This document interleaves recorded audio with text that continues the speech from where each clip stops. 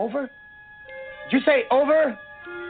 Nothing is over until we decide it is.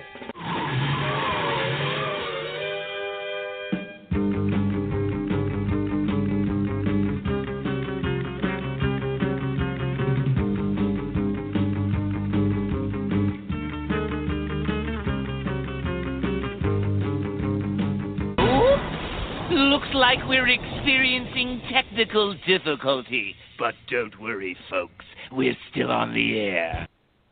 Yes, we are. That Nerd Show, this week on That Nerd Show is back, and we have moved to Mondays, everybody. We're going to make your Mondays a lot better. So, and I feel like we should always end our intro music with a Mark Hamill Joker quote. So I picked one that's a little bit appropriate for this show. After all, we are nerds. So, I'm Marcus Blake, one of your hosts. With me, as always, is Brendan. Welcome to That Nerd Show, everybody. And with us as guest hosting, and you've heard him a lot, Alex Moore. Mellow greetings. All right. Well, we want to let all of our listeners out there know, and just in case you couldn't find us, you can always listen to our podcast at That Nerd Show. But we're going to start this show off by letting everybody know why we moved to Mondays. Mostly, we wanted to start everybody's week off right with your Nerd Fix. And after the weekend of watching movies, playing video games, and everything else, we figure it's time to talk about everything. And let's face it, nobody likes Mondays until 8 p.m., which this week on That Nerd Show starts. So from maybe not every Monday, but for the most part, we will be here Mondays from 8 to 10 in prime time. And let's face it, there's really nothing on TV worth watching that you can't go back and watch the next day. No offense to Supergirl fans. We give you a reason to get through your hangover at work. Exactly. And if you happen to skip Monday because of that hangover or it was a holiday, you can go back and listen to us on demand on Tuesday. So, all right. So let's get started. It's nerd news, and there's a lot of stuff that has happened. We're not going to go through every bit of nerd news since we haven't had a podcast, but there's been a lot happening over the past week. And believe it or not, it hasn't all involved Star Wars. But before we get to our news items, for people in their 30s that grew up with television in the 80s, I feel like we should take a moment and remember Alan Thicke, who was one of our favorite TV dads from the 80s on Growing Pains, who recently passed away this week. And whether you were a huge fan of Growing Pains or not, Alan Thicke was one of those great Canadian actors that just popped in and out of stuff. And if you're a hockey fan, you definitely knew who Alan Thicke was because he was a diehard hockey fan. And I think while it's very sad that someone, like him would, pass away, I can't think of anything better passing away than playing hockey with your son, which is how he died last week. So Alan Thicke will definitely be missed, especially for those children of the 80s. And Growing Pains was a lot of fun as a show before Kirk Cameron went super Christian and crazy. So, remembering Alan Thicke. But there's other news going on, and we're going to start off with some comic book movie news. We're going to talk about Thor. I've already messed up. Ragnarok. Thank you. Maybe this is the end of all things. Yes. So it was confirmed this past week that the movie, not only are we going to have the Hulk in the movie, but we're also going to go to the Planet Hulk's Sakaar. So we're actually going to get out of the realm and see where the Hulk came from, which was, and as the director said, Sakaar, it's just an insane, it's a far-off futuristic place with the biggest ship for the film and these characters. So don't know how much time we're going to get to, being on the planet or whatnot, but it is going to be there. And, of course, Hulk is going to be playing a pretty big part in the third Thor movie. So I think that's very cool. I cannot recall of any time, I mean, outside of an animated movie that we've ever been to, the Hulk's planet. So I think this will be the first time in a live-action movie that we've actually been there. Yeah. No, it's just mainly comic books. Yeah. Unless they went there in some weird 70s version of the Hulk. We don't know. That Roger Corman version that we probably haven't seen, like the Fantastic Four movie. Which I still say which is probably still better than the Fantastic Four movie from last year. Just saying. So, also a little bit of interesting news. Walt Disney Studios is the first ever to hit $7 billion in revenue for movies in 1 year.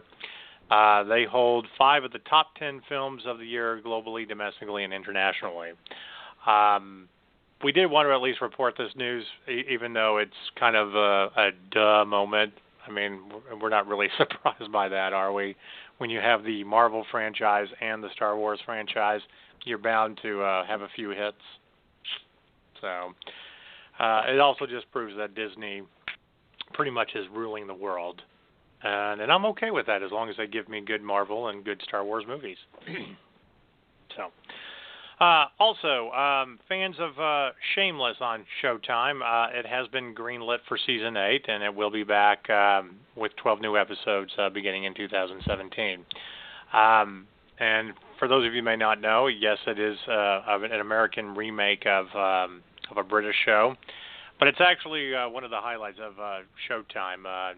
William H. Macy it's one of the better roles that he's had, and he's had a lot of great ones. But if you think your family's dysfunctional, just go watch Shameless. So, yeah. All right.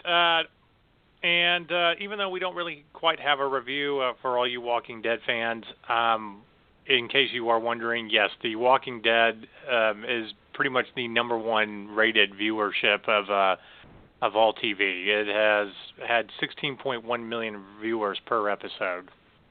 So... Again, not really that surprising, but I find that very interesting that an AMC show has the most viewership compared to all the major networks. So, what do you call it when a cult movement becomes that big? Is it like is it a movement? Is it a revolution? Is it? I mean, because it's not really cult following anymore, but it started that way. Now the cult's bigger than the mainstream. Well, I don't know. What do you call it when you do follow someone like Negan and call yourself the saviors? I would say that's kind of a cult. It may be a fun one, but yeah. So. And speaking of The Walking Dead, all I have to say is,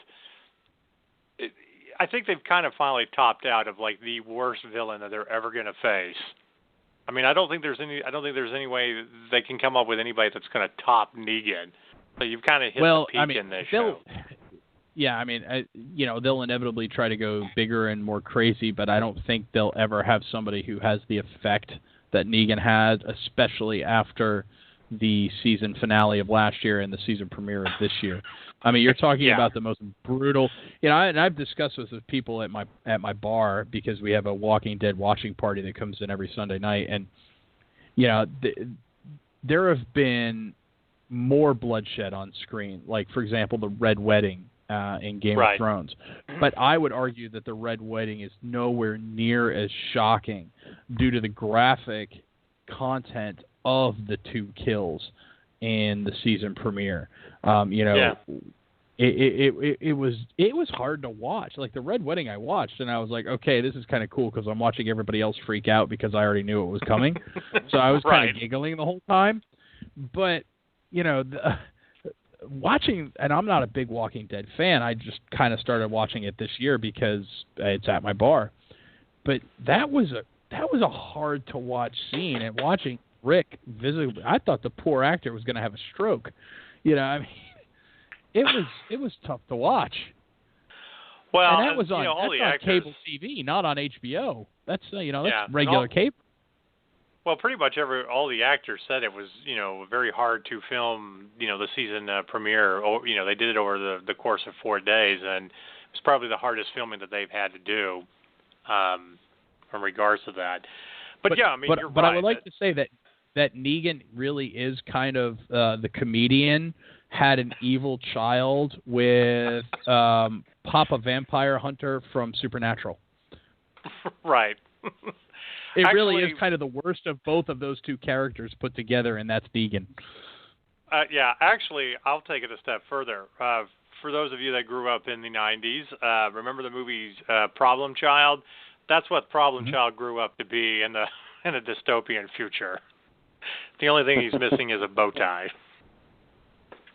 But yeah, it's very interesting to see how much how much viewership it really gets, and I mean how much of a following that show has become. But again, not surprising. All right, so getting back to Disney, I didn't even know this was happening, and I will admit, being the awesome uncle that I am, and loving to introduce my nieces and nephews to great shows, apparently we are getting another kind of a reboot of DuckTales coming to yes, Disney we are. XD. Yeah, everybody's honestly, another great Disney thing. XD is like the best thing that happened to Disney between DuckTales and Star Wars Rebels. Oh yeah. The new DuckTales series adventures will once again take viewers along with Scrooge McDuck, his curious and mischief-making grandnephews Huey, Dewey, and Louie, and the optimistic yet temperamental Donald Duck as they embark on their high-flying adventures worldwide. But anyway, they revealed who the cast is going to be to voice the characters, and we're going to get Danny Pudi, who remember as Op-Ed from Community, Ben Schwartz, Bobby Moynihan as Huey, Dewey, and Louie, and David Tennant as Scrooge McDuck. That alone, oh my God! Yeah, that alone makes me want to watch this. That Waiter is now Scrooge McDuck. Yes. My God, I didn't know the Doctor could break the space-time continuum. I thought he just kind of worked with it. Now all we got to do is get John Delancey on there in some way or shape or form as like his foil as a villain for Q to go up against the Doctor. I think that can happen. We've got to make this happen. I think we have to make it. Let's start the campaign now. Hashtag Q versus the Doctor. Hey, he's on My Little Pony. That's all about bringing friends together. So let's make this happen on DuckTales. Damn straight. But yeah. So anyway, you've got a very good cast here. Again, I'm stoked about this. I think this is fantastic, and I agree with you, Brendan. Disney XD is the best thing that ever happened to their TV. So yeah, absolutely. All right.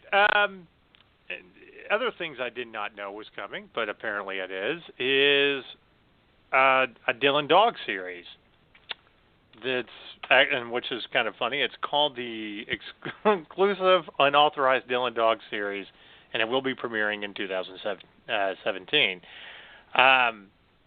Anyway, who is it?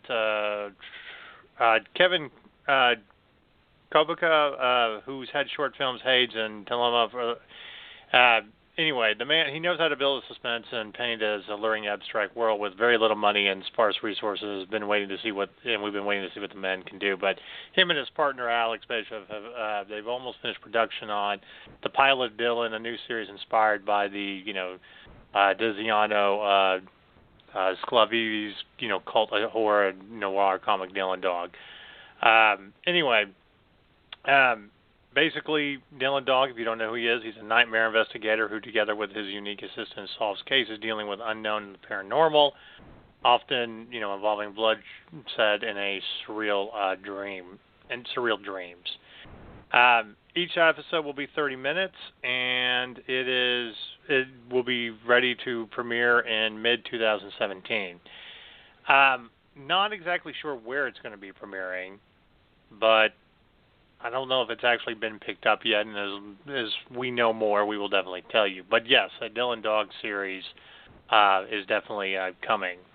And you know what? With everything that's out there with adaptations from comic books, I think this is a good thing. I mean, I'm kind of excited about it. I've never been a huge fan, but definitely see the possibilities with something like this. So honestly, I would love to see that on FX or FXX. That would be a perfect home for that. Well, and you know what?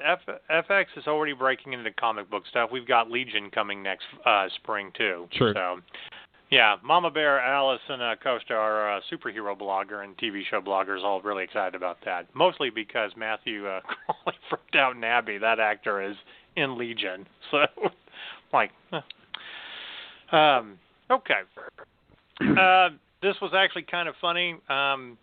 But, you know, they've been talking about doing a Dark Matter movie for a while based off the Blake Crouch novel. Well, Roland Emmerich is going to be directing it. So, I know. We're going to have either lots of explosions outside of dark matter colliding and creating a universe, or space is going to completely freeze over, or there's going to be lots of tornadoes or high seas. I don't know. But it's going to be a disaster movie of infinite proportions. So. Yeah. Okay. Yeah, I know. I was interested in the Dark Matter movie, but now I'm like, not really so much anymore. But I'm sure we'll see it. Okay. Other things that have been happening outside of a new Star Wars movie, which we're going to be talking about, later and stuff. They've had a lot. We finally are starting to get to casting news with Star Trek Discovery. So, of course, it was revealed a couple months ago that Doug Jones, who we've had a chance to meet on more than one occasion at AllCon here in Dallas, and he's been in everything. He's one of those guys. He's like Glenn Morshower, who's just in everything that pops up here and there. But Doug Jones is one of those guys that usually has, playing some kind of a creature or something, so you don't always see his face. But anyway, we finally know who the lead will be on Star Trek Discovery, after it was announced about a month ago that Michelle Yeoh will be playing the captain. But anyway, it is The Walking Dead's Sonequa Martin Green. She has signed on to play the show's Central Lieutenant Commander. And it came about with other news that there would be 3 new Klingon cast members in addition to the rest of the Starfleet officers. But anyway, if you don't know who she is, and I forget her character's name, and I sincerely apologize to our audience about that, but she was basically Abraham's new love interest on The Walking Dead. And in the circle as he was getting killed, so that's and really loves her gun, so that's who she plays on The Walking Dead. So a little bit more about Star Trek Discovery. Finally getting casting news. I don't know if I'm totally excited about this yet. I think I'm still going to have to see some kind of a trailer. I mean, we're definitely going to watch it because it's Star Trek, but I don't know. I haven't quite gotten to that excitement that I would normally have for Star Trek yet. What about you guys? Alex, you go first. I guess I'm just waiting to see how it's going to look. Not getting my hopes up for anything spectacular. I guess you could say I've taken sort of the realist approach. I haven't really had as much interest in the Star Trek series, probably since going back, to the Next Generations as a child. Right. So. Well, I tell you where I'm coming from here. I'd be a lot more excited for this thing if 2 things hadn't been happening concurrently. Number one, so about a year ago, they had this big event, big trailer announcement for the last Star Trek movie, which I still haven't seen, and I won't see because of this event. And at this event, Justin Lin and J.J. Abrams announced how that Paramount and CBS were dropping the lawsuit against Star Trek Axanar because that's not how they wanted to treat fans and fan films and fans who had put so much money into this fan film. Yeah, it was nothing but a ploy to get the hardcore Star Trek fans to go to that movie because here we are over a year later, long after that Star Trek movie has left the theaters, and oh, guess what? We haven't dropped the lawsuit yet. So, CBS, Paramount, in the words of Triple H, the 1-2-3 Kid or X-Pac, and everybody else in D-Generation X, I got 2 words for you. Okay? That's number 1. Number 2, hey, CBS, Star Trek can't survive on TV. Really? Okay. It only has, 3 seasons of the original series, 7 seasons of The Next Generation, 7 seasons of DS9, 7 seasons of Voyager, 4 seasons of Enterprise. Yeah, it's got a terrible track record in network television, doesn't it? You fucking dolts. But no, so you're going to say it can't survive on network TV because you want to justify the fact that instead of putting it on Netflix like you are for the rest of the goddamn world, you're going to use it to launch your own streaming service, which is failing miserably because we can watch all your shows on like Hulu and your own fucking website. And you're going to make us pay $5 a month on top of Hulu, on top of PlayStation Now, on top of Netflix, in order for us to watch Star Trek. Well, guess what? Star Trek fans aren't going to play by your rules because there's this lovely little thing called the Internet. Okay, and we have this thing called the Bay of Pirates, okay, and we're all going to download your shit and watch it anyway, and then it's going to fall apart, and you're going to say, hey, look, it could never have survived because it could never have survived for free because it didn't survive when we charged you $5 per month. That's your fucking reasoning, you assholes. Screw you, CBS. Go to hell. Eat a dick. And just so everybody knows, no, that's not our editorial segment, but we do like to complain about news that's coming out.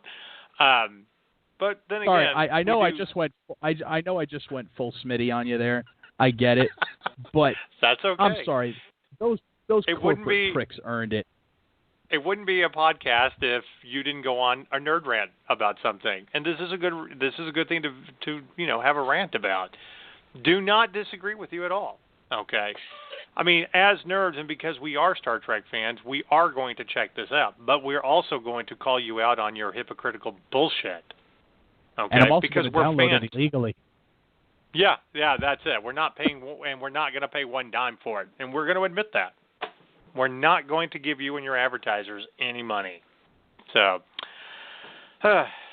however, if another production company wants to get together and make a Star Trek series for our streaming service, we're all about that. And we will definitely have you on one of our shows and interview you, and you can talk all about it and promote it. So, but yes, at least we know what the casting is at this point in time, and we'll see how everything goes. All right, more exciting casting news.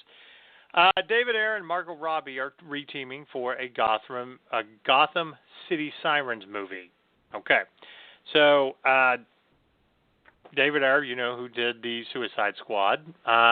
Anyway, he will helm a Gotham City Sirens movie with Margot Robbie as Harley Quinn at the center, and it plans for the film to bring in female DC characters. If the comic book of the same name is any indication, well, of course, we'll probably see, versions of Catwoman and Poison Ivy and stuff. Now, before everybody gets all, bent out of shape about this, I bet you anything that what they're doing with this will probably be 10 times better than the Suicide Squad movie that got fucked up to begin with. So, I say, let's see what this is. I definitely like the idea. We've been surprised before by, Catwoman in The Dark Knight Rises. Anne Hathaway. So this might actually be good. And if you have Margot Robbie as Harley Quinn at the center of it, I'm okay with that because she really was the best part of the Suicide Squad movie. So, but that is actually happening. When this is going to be released, we do not know. I think they're shooting for somewhere around 2019 in between everything else that's going on within the DC movie universe. But there you go. A Gotham City Sirens movie is what they're calling it. All right. And I am actually kind of sad to report this because I've started to get into this series, but Marco Polo will not go beyond 2 seasons on Netflix. Apparently, it was canceled after a $200 million loss. They basically officially canceled it after the loss. The season 2 did not get the ratings they wanted, and I think got a lot more poor reviews than they anticipated. But there was a statement released by the VP of Original Content, Cindy Holland, and she said, "We want to thank, and we are grateful to all of our partners on Marco Polo, from the actors whose performances were enthralling and top-notch to the committed producers, including John Fusco, Dan Minahan, Patrick McManus, and their crew, and who poured all their hearts in this series." Basically, they just didn't warrant, and they didn't. After the loss, there wasn't. They just couldn't see themselves bringing it back and doing what they had done with the series, especially with with all the other original content that they're bringing out on Netflix. And the irony of this is, season 2 was so much better than season 1. It's the disappointment of season 1 that affected season 2. Season 2 is so much better because they focus on the Mongolians, and Marco is just an observer. Benedict Wong, who, by the way, is also hilarious in Doctor Strange. Go see that if you haven't already. He is phenomenal as Kublai Khan. Just phenomenal. And 100 Eyes might be the coolest character on Netflix, with all due respect to all the Marvel characters. They did do a spin-off about 100 Eyes, a movie just about him with Michelle Yeoh. Go watch that. Do yourself a favor. You'll enjoy it. Yeah, and I think you make a good point there. It took a little while for them to kind of, get into this full story, and centering around Marco Polo kind of brought it down a little bit. I mean, the first season was good, but you have to explore all the other characters, and see it through his eyes, but tell their stories more. Because that's really what Marco Polo, it was really just him observing this culture that nobody really knew anything about. So, yeah. Sad, but... Which really actually kind of turned out to be kind of the melting. It's kind of weird because it was kind of a reverse version of America, because it was a forced melting pot. They took all of the best of everybody. Actually, they were kind of the Borg. They took the best of everything and assimilated it. Well, anyway, we got a few other things of casting news before we get to gaming news. One, yes, it has been confirmed that there will be a Robin Hood Origins movie, because we have to keep making Robin Hood movies no matter what. That's just the way the world works.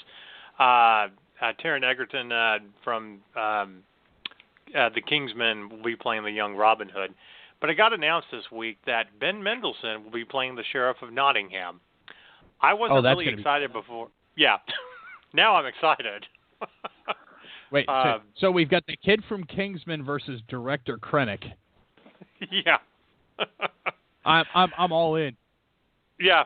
Do you think that audiences can take this young man seriously as the character of Robin Hood? I'm just curious. Depends on how they tell it, but I think so, yeah. Yeah, it depends on how dark it is. I know he's done, for the most part, lighthearted movies, but that doesn't mean that I don't think, that he can be funny. Here's something to consider, too. If we're talking about, medieval movies, and I'll make this quick point.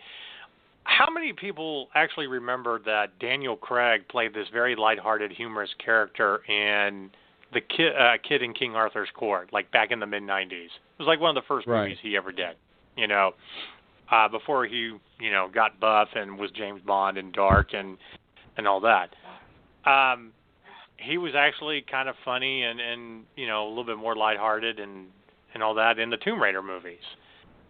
I think when you are classically trained as a British actor, it's not as hard compared to American actors to be able to get into those roles where you can be gritty.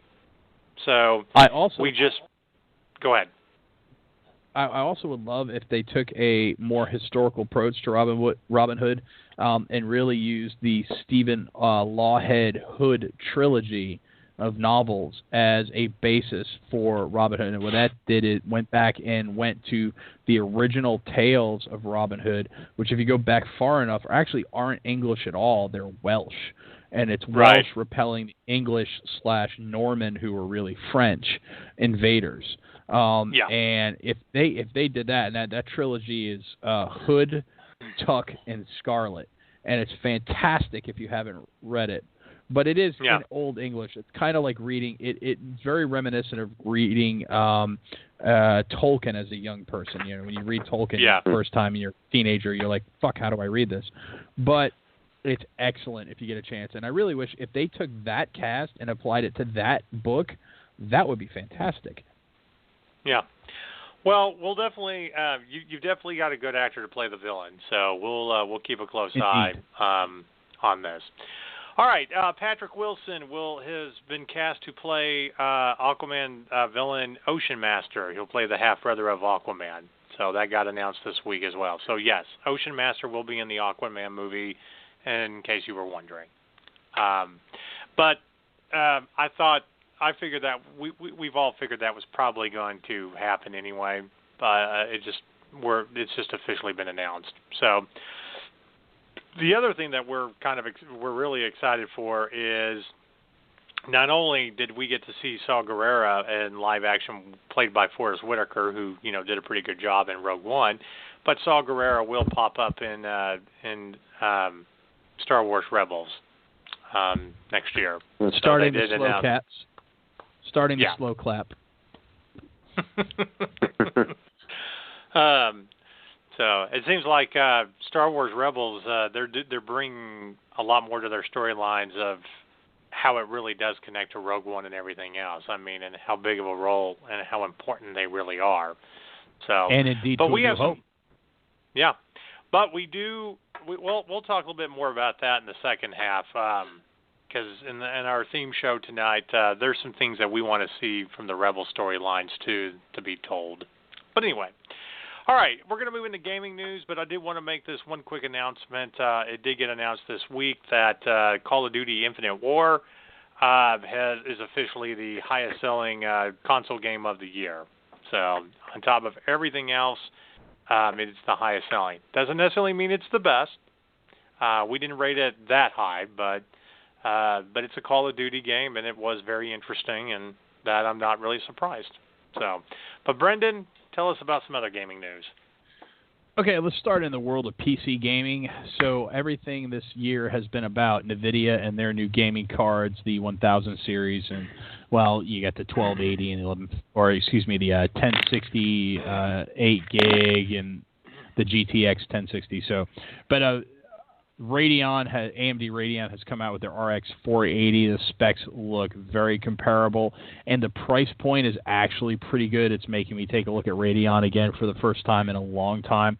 It's $175 to $250 on Amazon, and that's a beast of a card. So take a look at the Radeon RX 480. Might be worth your money. All right, so moving on from that, we're going to stick in PC gaming for the moment. Star Marine gameplay trailer. This is the Star Citizen, the largest crowdsourced game ever, well over $80 million of crowdsourced funds. The Star Marine is their first-person shooter module off that, so you can basically land on a planet, jump out of your spaceship, and you're now in a first-person shooter.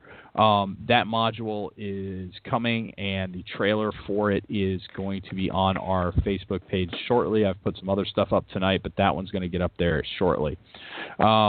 Some PC to PS4 news. Elite Dangerous, another great spacefaring adventure, which is currently on PC and Xbox One, you lucky bastards. It is coming to the PS4 early next year. Hooray for us. Very much looking forward to this. It's going to be a lot of fun.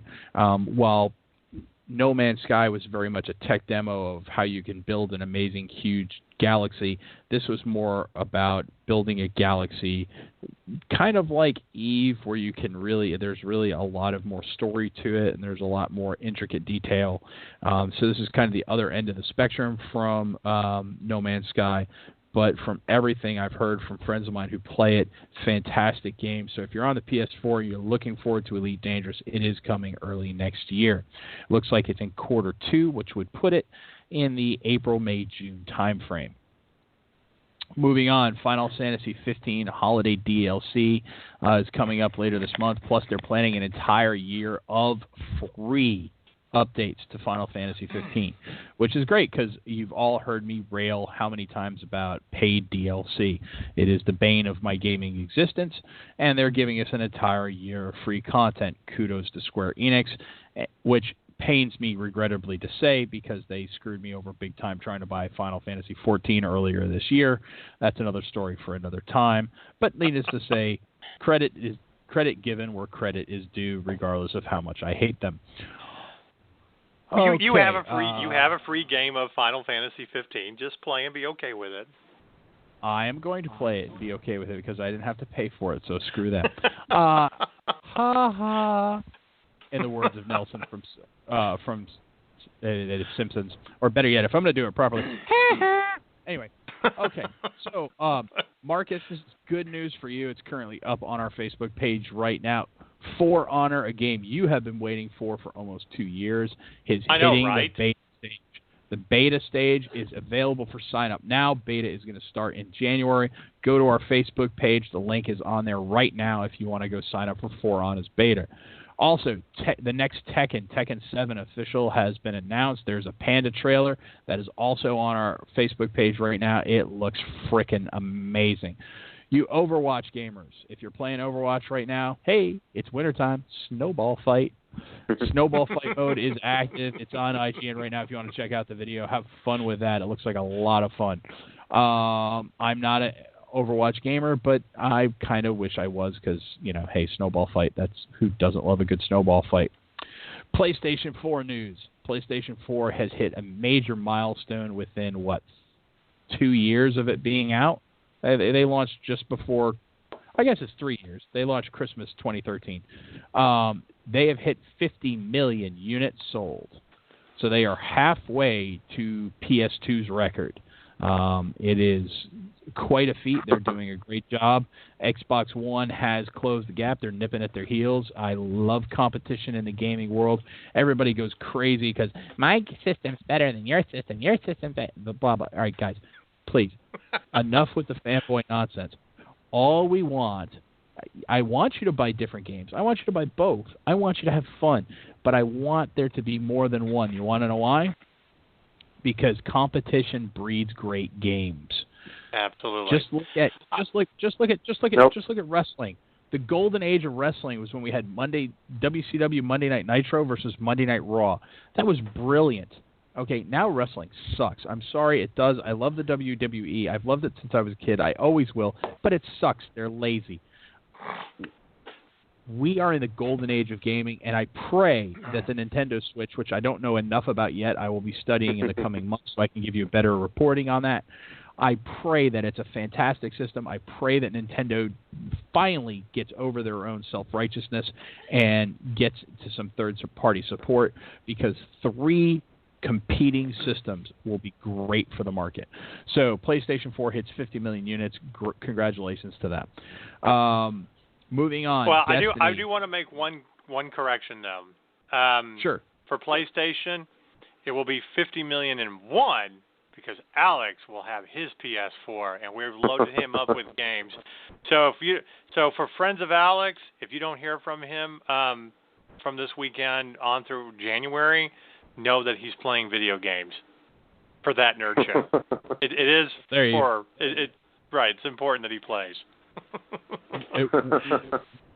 Alex, welcome to the 21st century. We're happy to have you. I appreciate that. So Destiny's new, and I really have to get back into Destiny. I've been remiss. It's one of the few first-person shooters I actually like. But Destiny: The Dawning's intro cinematic has been released in 1080p.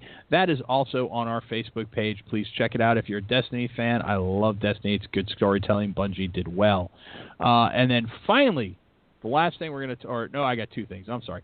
First, Dragon Quest Heroes 2 gets a Western release date. It's going to be April 28th, 2017 for PlayStation 4. Looks like a lot of fun. Check that out.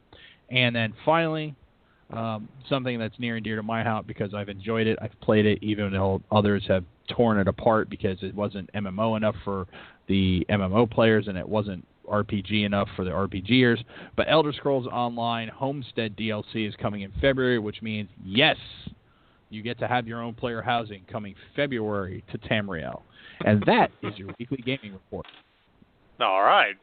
Yes, very excited about For Honor. We have been waiting a long time for this. So that will probably be the official first big game of 2017. And we don't have long to go, a little less than 2 months now. All right. So we do have a few reviews for you. I'm going to hit quickly on a few things that have come out over the past week or so. We'll be talking more about Rogue One in the second half of the show. The first I'm going to start with is Collateral Beauty. Finally got a chance to see it this weekend on top of everything else we've been doing. And it's a good little Christmas movie, little feel-good Hallmark-type movie. I wouldn't say that it was necessarily great. There were some things in there that felt short for me and some, pacing. And not to give everything completely away, I didn't like the idea of, Helen Mirren, Keira Knightley, and this other kid's, their characters' life, death, and time pretending to be actors. I thought the plot would have been a lot more real if they actually, weren't pretending to be actors, but were just those people that, everybody could see. The plot kind of, because it centers around Will Smith's character who's, reeling from tragedy after the death of his daughter and everything, and, starts going to a support group, and it has a very unique, interesting twist. But the strength of this movie is not really in how they interact with Will Smith, but it's about how each of these characters interact with the people that hired them to interact with Will Smith, which I know sounds like a really weird, convoluted plot, and it kind of was. But it's very, very good performances by everybody. Helen Mirren is, great no matter what she does. And so I don't know if I would tell people to go see it in the theaters, but I think it's definitely something worth watching once or twice, on DVD, Blu-ray, on demand. And it is a good date movie. So if I gave it anything, I would give it a 7 out of 10, and that's probably being a little generous for it. But it's the the holidays, so. Well, it is. But we like to review movies with good performances. Now I'm sure Alex will probably disagree with me. I already made mention this beforehand, but in my mind, I think I have already seen what will end up being Best Picture next year. But I think there's two movies that we have reviewed, one that we're about to do now, that will probably be in very strong contention for the Best Picture of the year. But the movie I'm talking about, Lion, which is based on a true story about a man from India who had 5 or 6 gets lost and then ends up getting adopted by an Australian family. And at the beginning of Google and search engines, he and maps and stuff like that, starts learning how to track down where he came from, remembering things from when he was a child, and spends years searching for his family. And this movie is about damn near perfect, and it's very emotional. It's the life is beautiful type emotional. So if you don't walk away with almost tears in your eyes or shedding a tear or two, then you're probably just not human. And maybe they made this movie to it's profiling for the Terminators. So anyway, very, very good movie. Very well acted by Dev Patel and Nicole Kidman. Very strong performance by her. The only reason I did not give this a perfect score was some of the pacing issues. The beginning of the movie was kind of neat with the little kid being lost and, and stuff, but in him trying to find his family and all the scenes that they kind of did that in regard to the search, it just seemed very muddled and too artistic. That took away from what the journey was and, the conversations he would have with his girlfriend, played by Rooney Mara, and his parents, and keeping that in. But his whole journey, once he finally went back to India, like I said, they're very beautiful, and the cinematography was absolutely gorgeous. Who knew you could have that much gorgeous cinematography in India? Just saying. But it is up for Best Picture with the Golden Globes, and I'm sure it will be with the Oscars, and it is definitely worth watching. But I will warn everybody, you need tissues. You really do. It's a 9 out of 10 for me. Almost a perfect 10, but just not quite. So one thing I do want to talk about is Man in the High Castle Season 2 dropped the day Star Wars came out. So thank God we went and saw Star Wars Thursday night and did our review on it, because once Friday started, that's all I was watching all weekend, and I finally finished it up yesterday. I don't know, have you guys started watching it yet? No? I have not had the time. Okay. Alex, are you into it yet? I haven't started season 2 yet, but I hope to very soon. Okay. Well, I'm not gonna. This will be kind of a spoil-free review, and this will be kind of a short review in regards to that. A full review will be coming out by Joshua Sherman later this week. If you thought you had some really great Kaiser Soze type moments at the end of season 1, like, holy shit, did that just happen?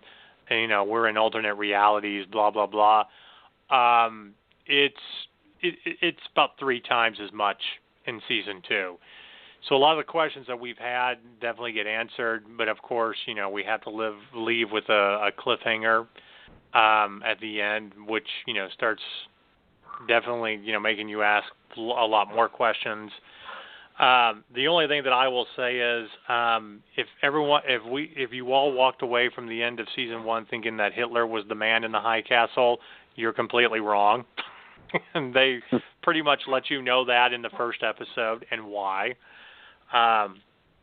But one of the things that I have found is Rufus Sewell's character, Oppenheimer, and I'm sorry, my German's bad, and I'm mispronouncing his title, but John Smith, he is the Jamie Lannister of this series. Absolutely. He is more and more sympathetic as you know his backstory and stuff. But I got all the way to the end, and I was like, what, that's it? Especially, towards, the very, very end of the series. But I'm just going to tell you guys, I can't find anything wrong with it. I know that people are going to complain that there's, alternate realities, and it seems like we're, in Lost again and don't know what direction we're going in, and the writers are just making up bullshit as they go along. But if you know anything about the original novel, then it really isn't. There is a very clear path of what direction that they're going and why they're doing what they're doing and who your key figures are. Because the biggest thing that comes out of season 2 is how everybody is connected and why. And it's also a little different, too, because, Lost was also told in the modern times. This is about a historical event and what could have happened had it gone the other way, which it easily could have. Right. So it's a lot easier for, looking back at it to see, okay, if this had turned, there's actually a game that came out a couple of years ago called Turning Point, and while the execution wasn't great, the idea was wonderful, and it's basically what had happened if in 20 something, when Winston Churchill was visiting the United States, the reason why Churchill walked with a cane is because he got hit by a car in New York while crossing a street. Well, what if that car had killed him? Yeah. All of a sudden, Neville Chamberlain's leading the Brits through World War II, and whoopsie. Yeah. So this is a very plausible scenario. Well, and I think that that people have to realize about The Man in the High Castle is, again, it just like the book, it was a novel within a novel, because you weren't dealing with films, you were dealing with someone who wrote a novel about an alternate reality, okay, and how it was all controversial in a banned book. Well, you're dealing with films within a film, okay, about the difference of reality and how it's all connected, and in being able to kind of see the future. But yeah, you're right. I mean, it's just how close you become, what the alternate realities are, and of course, getting all the way up to the very end of season 2, because you're going to start to see, the power grab in Germany once Hitler is dying. So,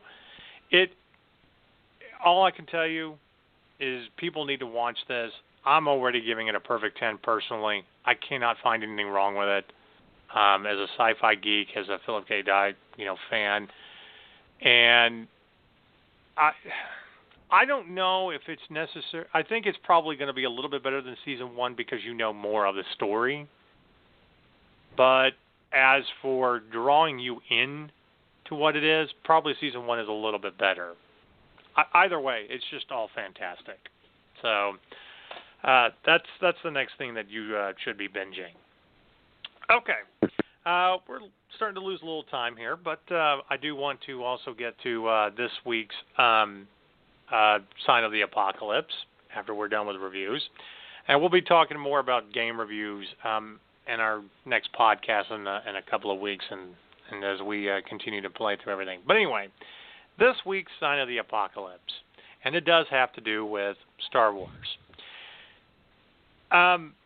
I didn't think you could really have a political scandal out of Rogue One, but some jackasses decided that you could. No. Yeah. What little millennial got sent to their safe spaces now? Yeah, I'm like, there's nothing about Rogue One that should entice a political scandal of any sort. I mean, it's the most ethnically diverse. There's a female lead. The only people that are villains are white guys. I mean, what the fuck? Like, who did we piss off with this movie? All I have to, for everybody out there, you need to look up dump Star Wars, #dump Star Wars. And basically what how the whole thing came about was one of the producers, or maybe it was Gareth Edwards, there's all sorts of rumors flying around the internet, tweeted out as promotional stuff, "I'm with her," with a picture of Jen Erso. But because it was Hillary Clinton's political lie, or, as part of it, really hard, deep, just nut job conservatives. Not all conservatives are nut jobs. That's not what I'm saying before anybody takes this out of context. But, of course, people got upset. Donald Trump had to say something about it. And now we have a political scandal with Star Wars. And folks, to back up Marcus here, Marcus is the liberal part of the show. I'm the more slightly conservative part of the show, and I will back Marcus up there. He can have an intelligent conversation with conservatives who are at least, Marcus and I like people that have informed opinions. We can have conversations with them regardless of what their political beliefs are. Now, that being said, I am conservative. If you got a problem with him making a joke at Hillary Clinton's expense and using it to promote Star Wars, because that's what he did. Hillary, by the way, lost, and so did, she kind of, anyway, I don't want to ruin the movie for those of you who haven't seen it. But if you haven't seen it by the time we get to our review, too bad, you have about a half an hour.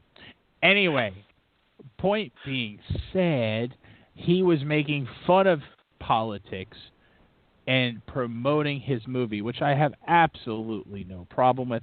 He didn't say I'm with her / Hillary. He said I'm with her / Jen Erso because she's the main character of his goddamn movie. And you know what? I don't care. I think it's all pretty of you funny, that, actually. I thought it was hilarious. I thought it was a great marketing line. And for everybody that wants freedom and liberty, we're all with her. We are all with Jen Erso because we believe in that cause. God damn it! So, frankly, if you're going to make that comparison, that means if I'm with her and Jen Erso, if Jen Erso is Hillary Clinton, that means that Donald Trump is Darth Vader. I'm completely okay with this. Right. I'm good. Is there not enough bullshit that we throw up on Facebook and Twitter that this has to be a scandal? This has to have its own hashtag? I mean, apparently not. Like, apparently we are just too fucking stupid to know when to stop. I feel like the Kardashians do enough embarrassing shit that, that should take up most of the time on Twitter and Facebook. But yeah, this week's Sound of the Apocalypse, making a political scandal out of a Star Wars movie, which, by the way, every American conservative and liberal should really love because it's about a rebellion that goes up against an evil galactic fascist empire. Oh, kind of like what we did when we decided we didn't want to pay all those taxes without representation to a king over 200 years ago, and we decided to have our own rebellion. Again in World War II when this evil bastard wanted to take over the world and said, "Hey, fuck you." Yeah, we kind of do that. That's kind of our thing. The only way this is a political scandal is if you're actually saying, "I'm with Darth Vader. I believe in him." Then yes, I think we should worry about you, and definitely have a background check on you to see if you can own a gun or not. Oh shit! But anyway, all right. We're going to save our editorial segment for the end of the show, but we do want to get to one quick thing before we get to the commercial break. So uncivilized. Wait, we're going to save our editorial segment? Whoops. No, we have another editorial segment for the show. We do. Okay. I know that it seems like there's a lot to complain about, and we haven't been on in a while, but we have another issue to talk about. We'll just wait till the end of the show to do so. Because we have to let Brendan tell us about the beer of the week, or a couple of beers that we should be looking out for. Yeah, and what I'd like to do real quick is I'm going to do one national beer and one local Texas beer for our local listeners. So the first beer I'm going to do is our national beer, and it's from my friends at Epic Brewing out of Salt Lake City and Denver, Colorado. The rep here is a good friend of mine, and they just released 2 new beers in Texas this week. They've never been released before. The Double Barrel Baptist and the Big Bad Baptista. These are all iterations of the Big Bad Baptist and Barrel Aged Stout. What we're going to be talking about today is the Big Bad Baptista, which is... well, it's nothing short of magical.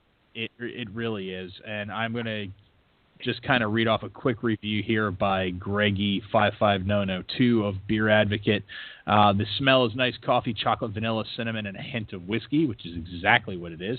The taste is all of the above flavors, incredibly complex and delicious. Coffee at the front blends perfectly with the vanilla, spicy cinnamon, and chocolate flavors. A lot of stouts these days are sweetness bombs, but this one is well-balanced, drier finish, just enough sweetness to keep it interesting. The whiskey barrel perfectly complements the added vanilla and cinnamon and creates a spicy aftertaste that is reminiscent of, well, I'm not going to say that because that's just wrong.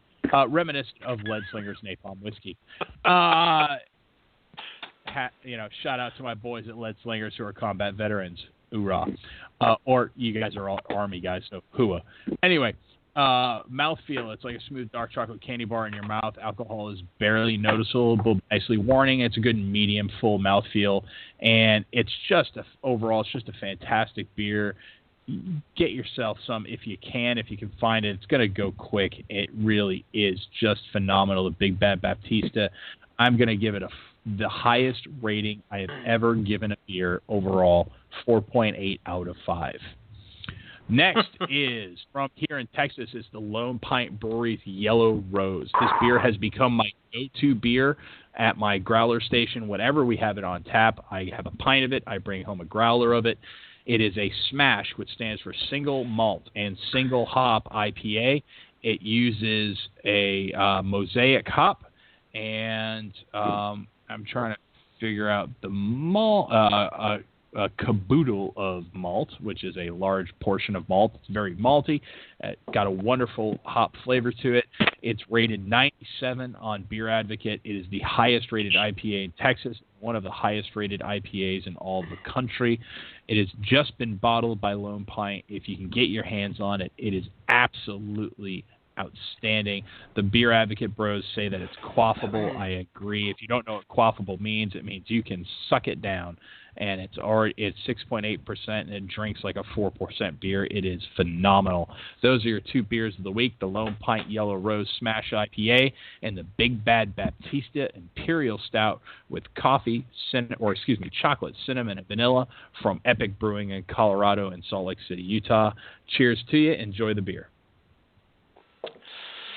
Yeah, and I know there's a few people out there thinking, wait, the Mormons make beer? Well, not all everybody in Utah is a Mormon, but yeah, there are non-Mormons in Utah, and those are the people that make the beer.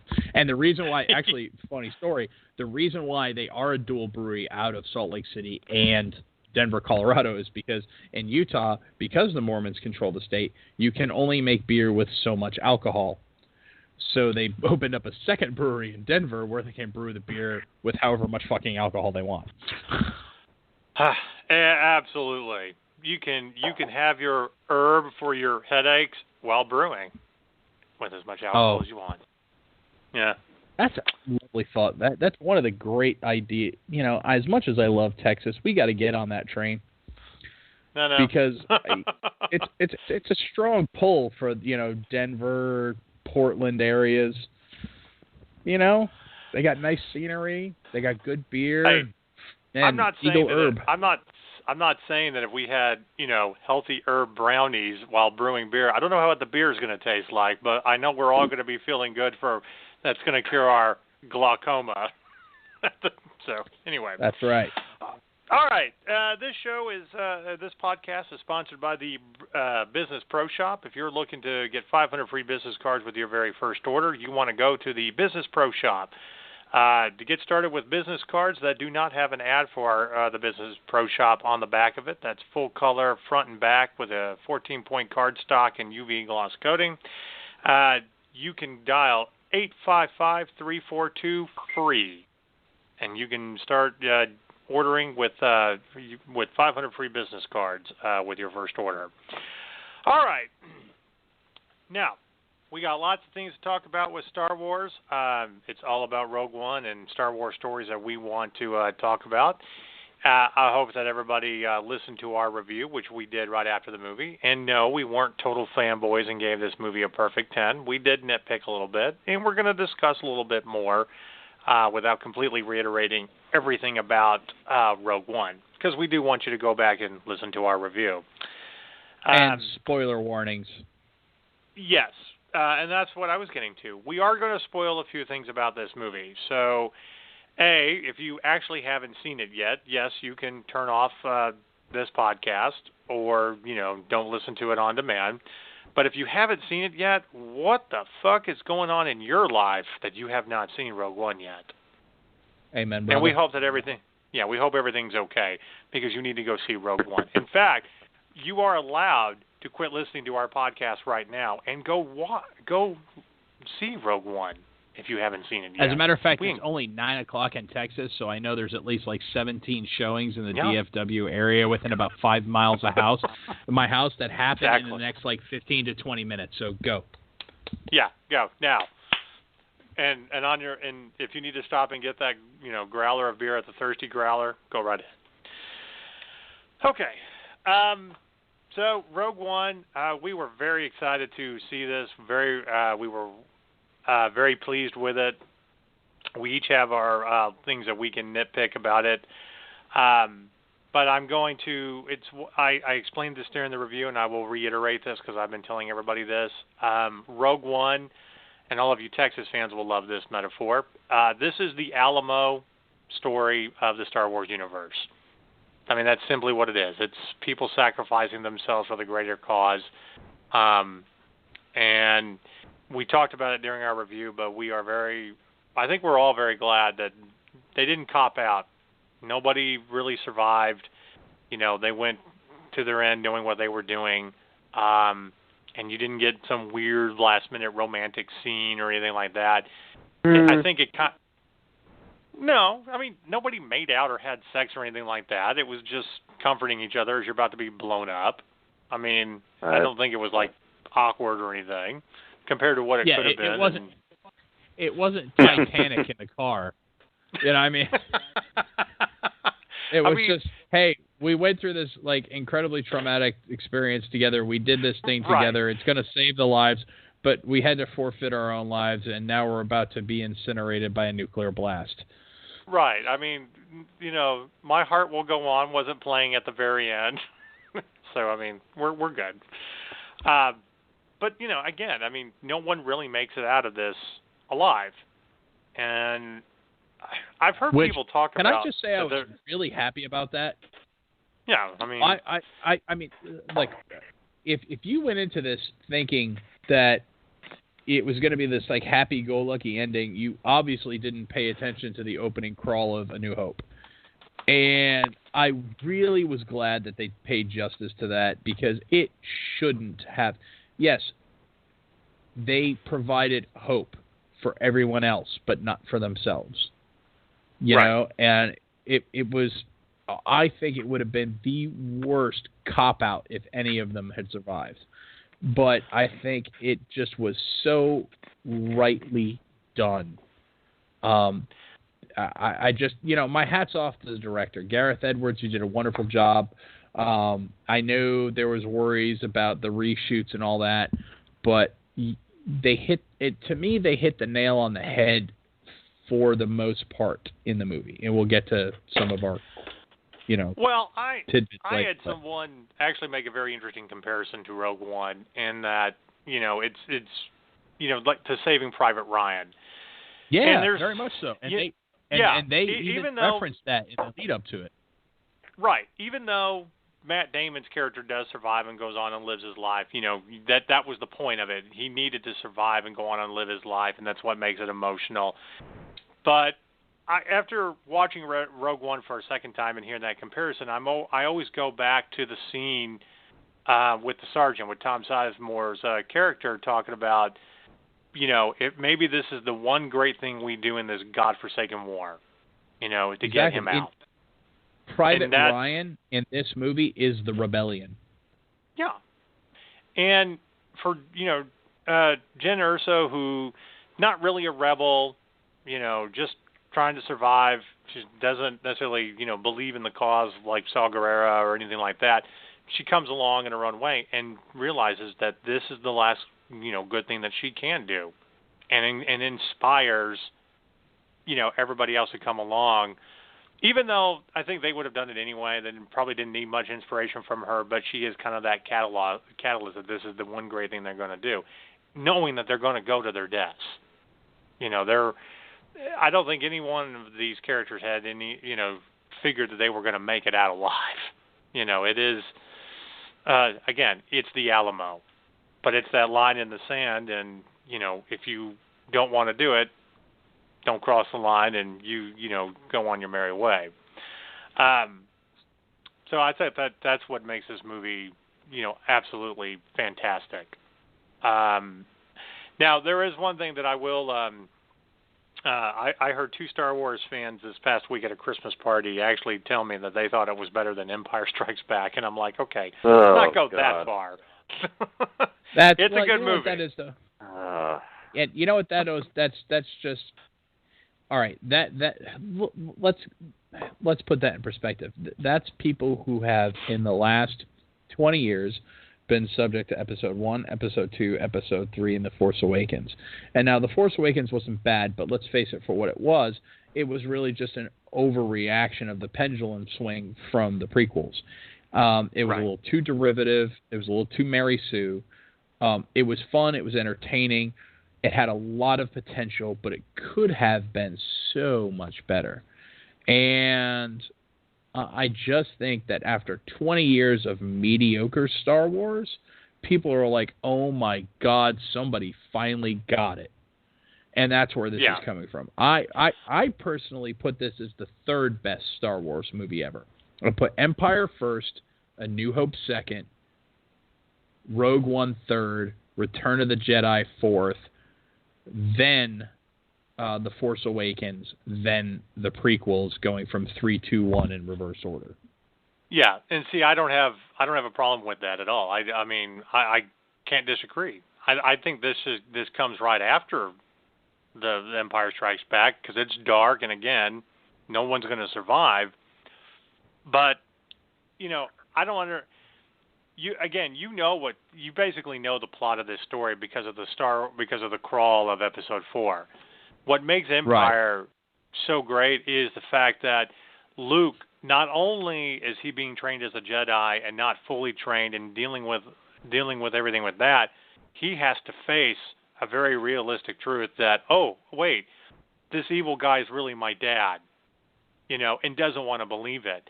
And as great as, that scene is where he tells him, Obi-Wan never told you about your father. I am your father. No! I think the scene when he's on the ship and they're talking to each other through the Force, and Luke starts to realize, and he's like, why didn't you tell me, Ben?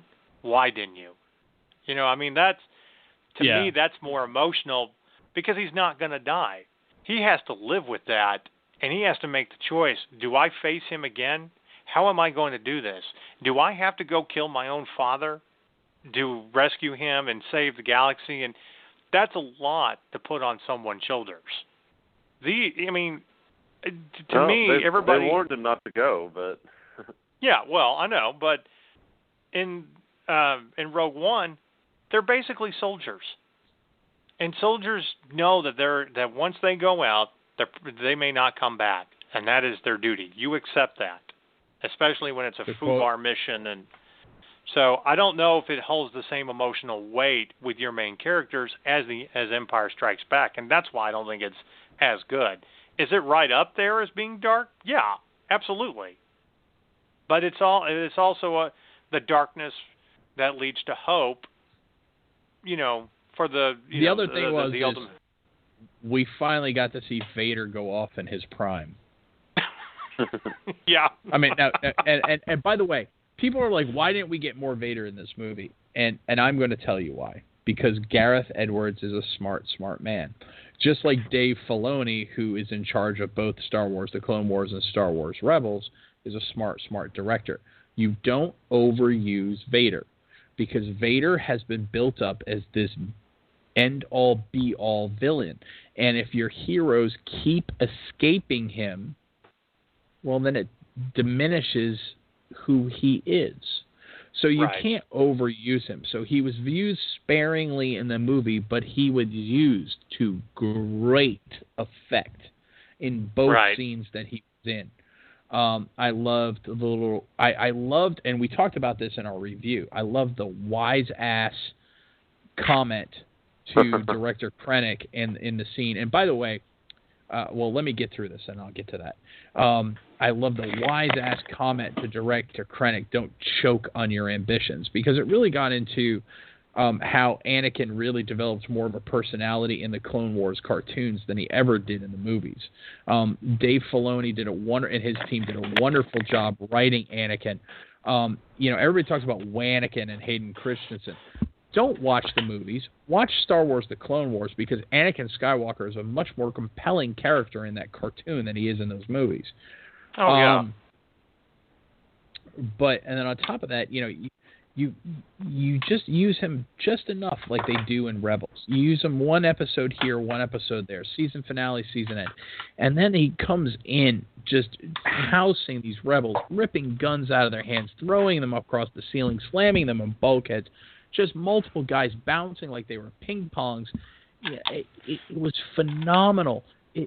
My brother's biggest complaint about The Force Awakens is he's like, because my brother is a very casual Star Wars fan, loves the movies, never gotten into any of the other games, books, or movies. And he was like, they made Kylo Ren look more powerful than Vader. And I told my brother, just wait till Rogue One, because they're going to make Kylo Ren look like the amateur he is. And oh my God, did Vader ever. Yeah, I mean, you don't have to show a whole lot to get the point about Vader. We already know how powerful he is to begin with, but you're right. You give us just enough.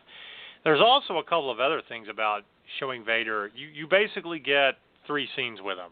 You get the all out at the end where he just kills everybody, and we all wanted to see that. But 2, you actually get to see him in the tank with no arms, half his body, getting the bath in the back again. of the tank. Yeah, which was also reminiscent. Which, by the way, was also reminiscent of Luke in the back of the tank. Right. In Empire Strikes Back. Yeah. Yeah. But what else I was getting at is, so you kind of get to see this vulnerable state and a little bit more of Vader besides just his face 20 years later, with all the scars, but his body, to see basically how broken he really was. It was very cool to see him put together in Revenge of the Sith before they got to that ridiculous line of him yelling no. Yeah, Frank and Vader. Yeah. But the exchange between him and Krennic, where, a little reminiscent of Episode 4 where he starts choking him and stuff like that. You didn't have to do all that much and make this like a Vader movie. It's not really a Vader movie, okay? But we got just enough to leave us wanting more. And, here, and the other thing I loved about that scene with Krennic is, up until that point, we had planet hopped, and they had shown a bunch of new movies, or a bunch of new planets, rather. And every new planet, they told you what planet it was, until you got to Vader's Sanctum, because Gareth Edwards left it up to Star Wars fans to be intelligent enough to realize that you were back on Mustafar. Mm-hmm. And people are like, why would he be back on Mustafar? Well, it's very simple. If you know Star Wars at all, the Sith fuel their power through great emotion, namely anger and hate. And where would that be more focused for Anakin Skywalker than on Mustafar, the scene of his greatest personal defeat at the hands of his former master, Obi-Wan Kenobi, and his greatest personal failure, his inability to save his wife, which, by the way, he was trying to save her, so he went down the dark path, and then he became the very instrument of her demise. This is between hatred for the Jedi and his own self-loathing. This is his greatest font of power as a Sith. Of course he would have made his sanctum there. And if we ever get into a Darth Vader-centric movie, and we ever talk about him hiding an apprentice away like Darth Tyrannus did during the Clone Wars, wouldn't that be a great place for him to be training his apprentice? Well, another thing to point out, too, is one of the Easter eggs, too, is we finally get to see Vader's castle. And it was part of the early treatments of the first Star Wars movie that they were actually going to show that, even though originally it was on like a snowy planet and stuff. But it is very cool to be able to have that, kind of scene and bring you back to a familiar place. And like Brendan said, those reasons why. And again, it's just a great little scene with him and Krennic going at each other and just that raising the hand and he starts choking.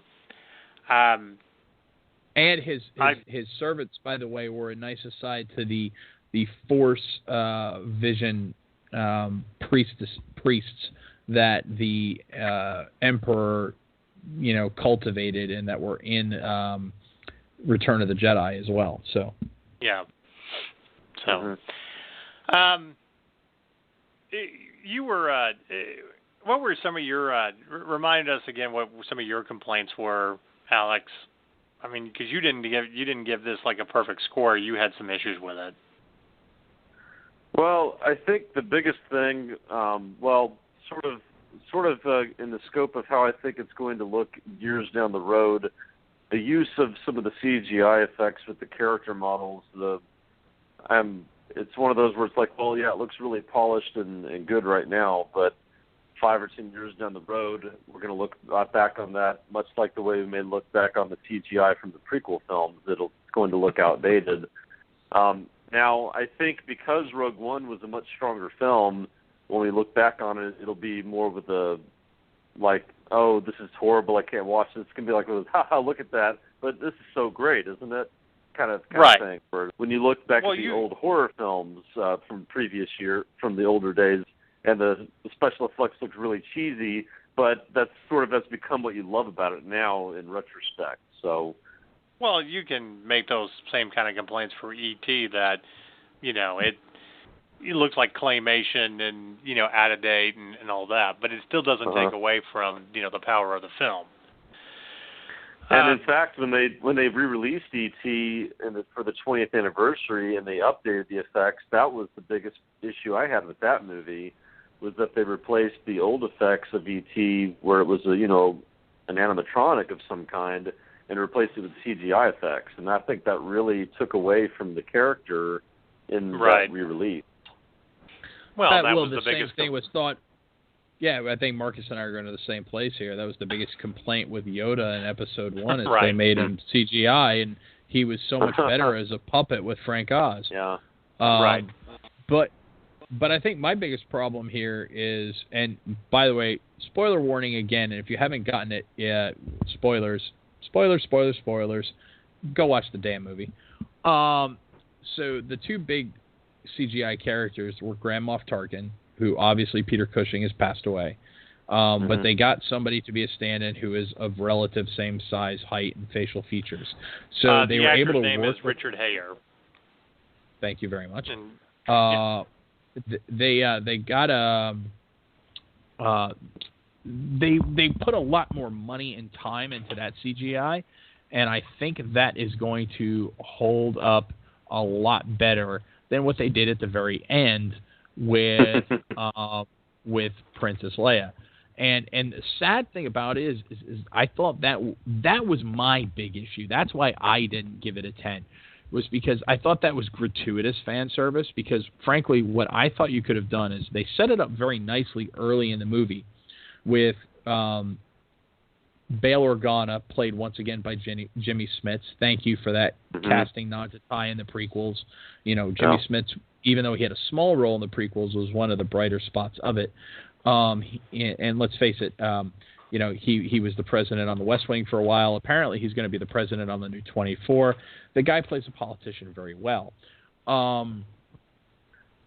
don't forget about Dexter. He played a politician there too. So, yeah, very true. But they set it up to where he's talking to Mon Mothma and he says, I would trust her with my life. We all knew who he was talking about. I think when they got on the Tantive 4, they could have said, hey, what did they give us anyway? What did they beam to us anyway? The crew member said. He could have handed that to Bail Organa. You could have had any random woman in the Leia costume facing out into hyperspace. And when Jimmy Smits takes the data card, you could have had Carrie Fisher record the dialogue and just say hope without her ever turning around. And that would have been enough fan service without being so gratuitous as to do the CGI, which really I don't think held up now is not going to hold up in 10 years. Even in 10 years, we're going to go, yeah, this is a great movie, but God, why'd they have to do that? That's my one hiccup on this movie. It looks like they basically just took what they had from the Battlefront game and then put it in the movie. And I'm not saying that's necessarily bad. It's not like it was there very long. So it was short enough. It's like, okay, great. Well, we know what it is, and then you go right in, to the end and stuff. Well, they cut. Go ahead. Okay. Well, I was going to say they did cut to some scenes where they used old footage from the film from '77 and blended it in very nicely. Yes. Was there any? Yeah, right. With the Red Leader and Gold Leader. Red Leader and Gold Leader, which I thought was great.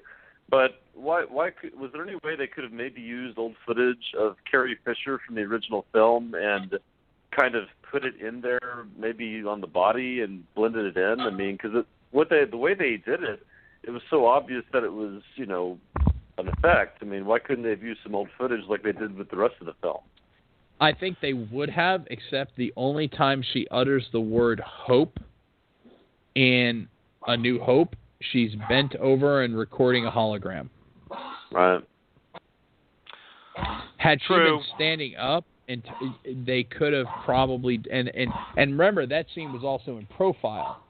So if she had been head on when they were doing that, they probably could have, and that would have worked a lot better. I agree, because you're right. They did a wonderful job of blending that footage in. And I was looking for imperfections, and it was really spotty. Because as soon as they said, I recognized the voice, red leader, gold leader. I mean, I've been watching this shit since I was 4 years old. Of course I recognize that voice. I'm 38 next week. I've watched it at least 3 times a year for 3.5 decades. So, of course I know that voice. But, they did a wonderful job blending that. And I think had the filming of the original scene been more advantageous to do so, they would have. Right. Okay.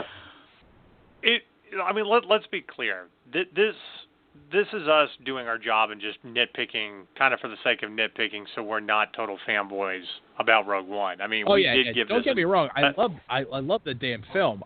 Are you kidding me? I had a giant nerdgasm stiffy when Vader went nuts. I mean, are you kidding me? It was a brilliant film. But let's face it, there is no such thing as a perfect film. I've talked about it before. Lucas said it best. Kurosawa said, "You never finish your films; you just abandon them." There is no perfect film. So we can always find something to nitpick, but god damn, it was fun to watch. You can always go on CinemaSins and find every little accident that is in the film where they say no film is without sin. So there you go. Yeah. Oddly enough, while I don't disagree about the complaint about Leia at the end of the movie, that's not really what my biggest complaint was, because it was so short. I'm like, yeah, okay, great. I loved what they did with Peter Cushing, because Richard Hayer definitely got the mannerisms down in the voice, and it worked very well.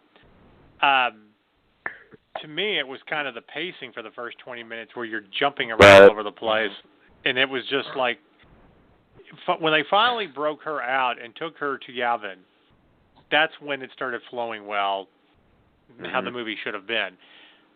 So it's like we have to kind of cram in what's going on, because you don't really know what's going on days before the plans and how it all comes together and what's really going on with Rebellion. Because if you take it from, the perspective of Star Wars Rebels, well, this is still 2 or 3 years away from that point. So, this is the height right up, leading to that big moment, and you kind of have to explain that. And that's fine. Whatever. It just seemed kind of choppy to where it's like, okay, well, what's going on? Now we're here, then we're there, and immediately you jump into... And if we didn't have a short attention span theater audience and we could have given it the Dr. Zhivago treatment, it could have gotten 2 more hours in the theater. And by the way, I would have been fine with that. I would have been good with a 4-hour Star Wars movie. I'm okay with that. If you don't want to put... I don't even care. I'd have sat through an intermission. You give me a bottle, I'll pee in it. Point being, just give me all the Star Wars you can handle as long as it's good. But yeah, you're right though. It was very choppy at the beginning, and it's because they had a lot to build in. And that actually brings me. Go ahead. Hold on. Let me finish. If you're going to sit there and complain about, the movie might be too long, that we can't have it being a 2.5 hour movie. Peter Jackson made us sit through 3 3-hour Hobbit movies, and we did it. So I don't care about that argument. I'd do it again. That was the argument about why we couldn't have a 3-hour Batman versus Superman, and yet the director's cut was so much better and flowed very nicely. And hey, by the way, and I still have it every once in a while where I go back and I watch all 3 of the Lord of the Rings extended versions in a row. And that's like 10.5 hours, and that's just me on a rainy Saturday afternoon. I'll watch 4 hours of Star Wars, goddamn. Right. Okay. All right, I'm going to let you guys nitpick a little bit more about Rogue One while I go grab some water, and then we'll get on to the rest of the show. Okay. All right. So be back in a Alex, few, audience.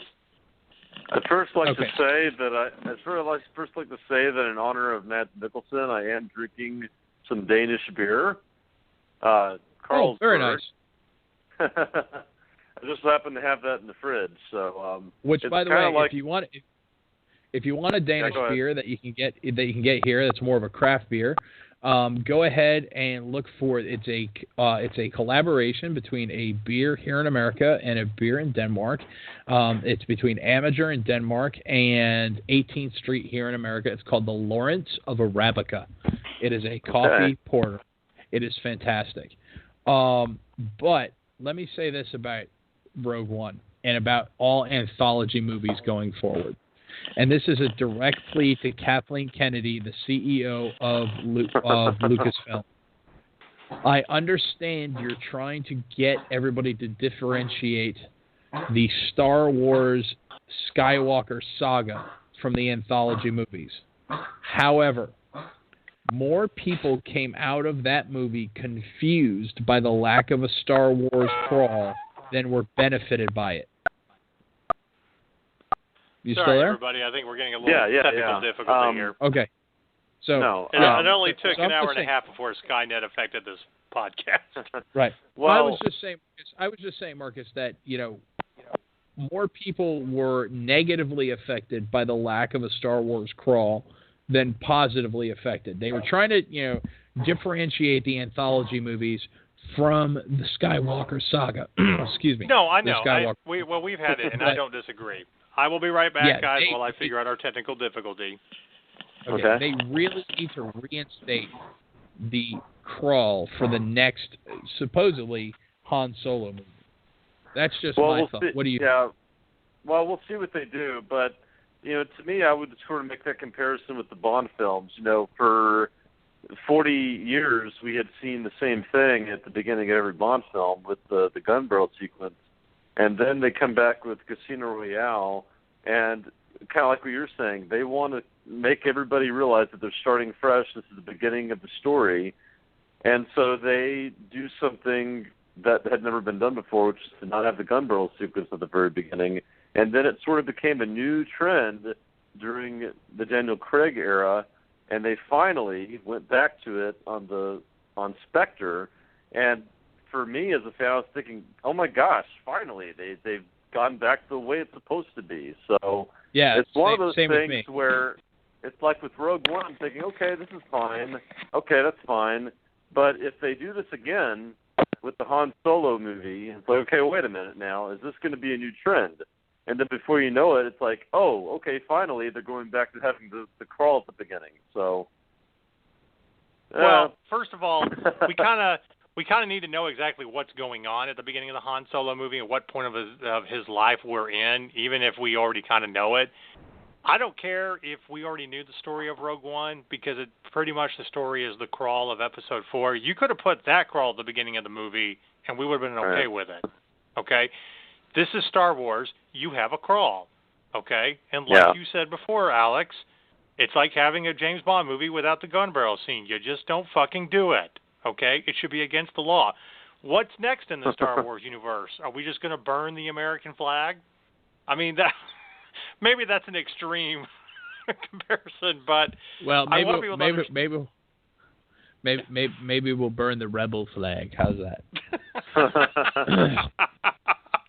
Anyway, it just they brought a flag. Right. It was daft funny of them. My God, I know.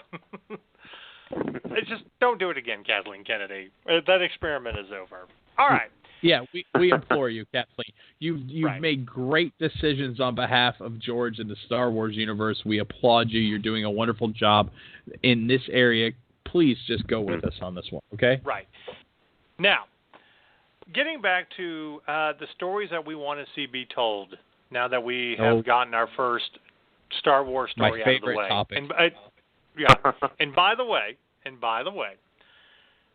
I think this was a great way to start it because there was a lot going on before Episode 4, leading right up to it, and it's a great little segue between Star Wars Rebels and Episode 4. Okay, just like the Clone Wars was absolutely perfect to tell over that 3-year period between Episode 2 and Episode 3. Okay, so great. But here's the thing about the Star Wars universe. There are thousands of years of history and new characters that we can invent, characters that we've already talked about, some that we've gotten rid of because it's part of the Legendary series and it's not canon, but I don't really care. So the first thing that I want to bring up, and it is our connection to Star Wars Rebels, nobody knows what's going to happen with these characters. Are they even going to make it to the rebellion? If they do, well, we do know about one of them.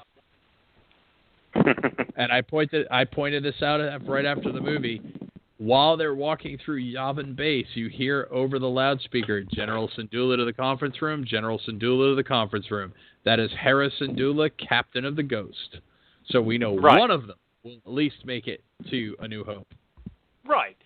But you've got these two Jedis running around like 4 years before, 4 or 5 years before Luke Skywalker decides to become a Jedi. Well, what happens to them? I mean, they're not in the original trilogy. Does Luke seek them out afterwards?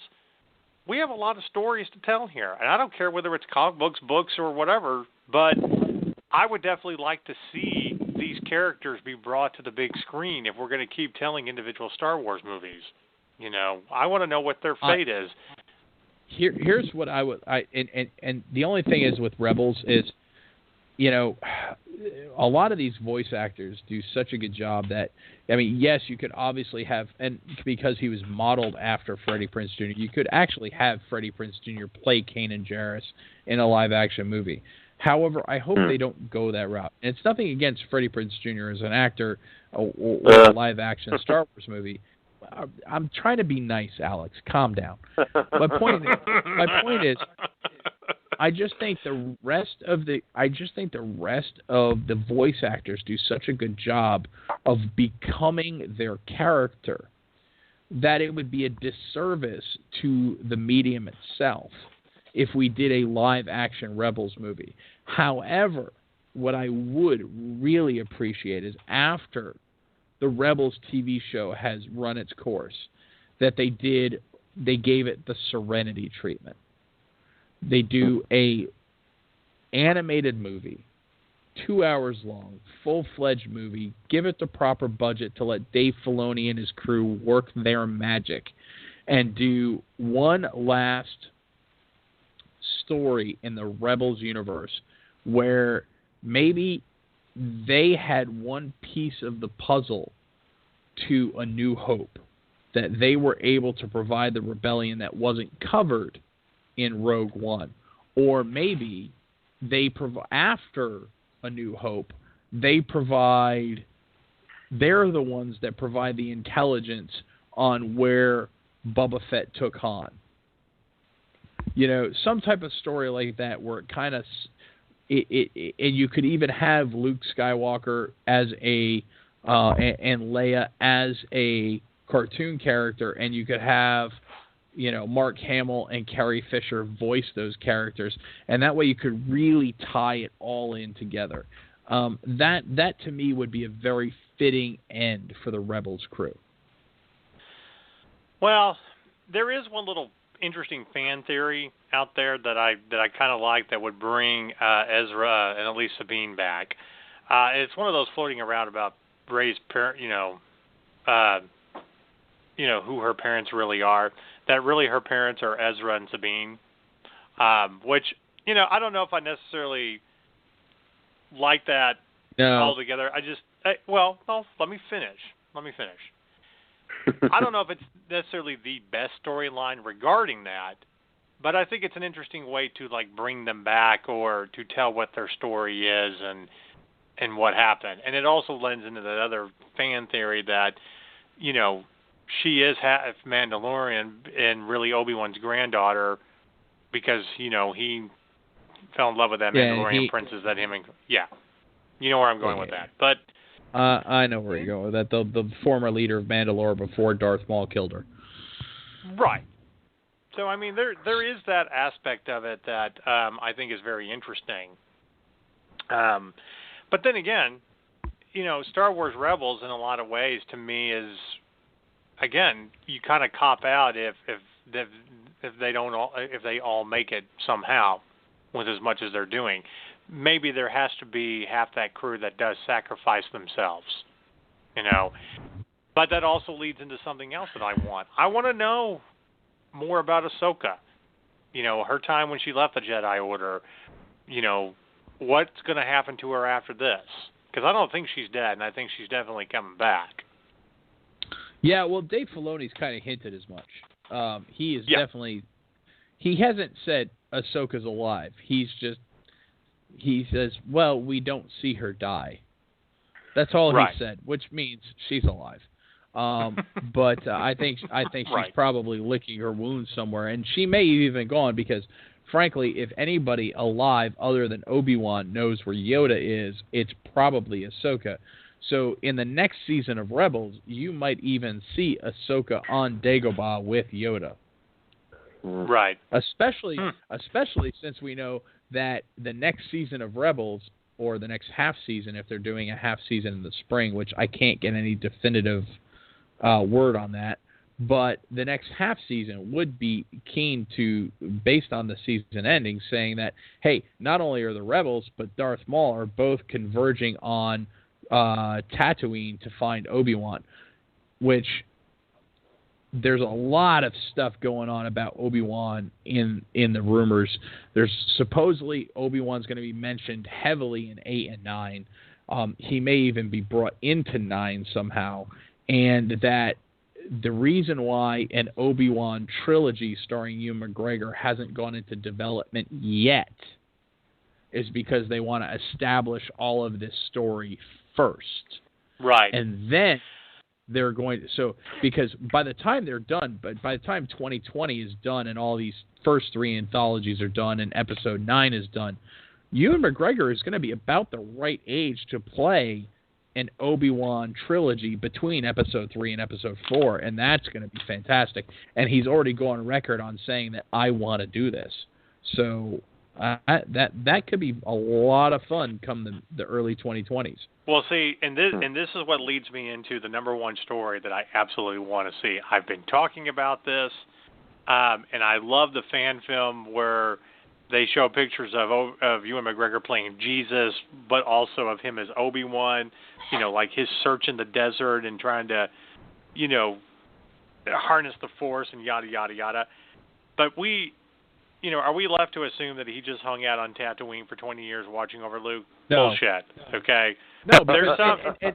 well, Uncle Owen already told us he did. That old hermit, nobody's seen him for years.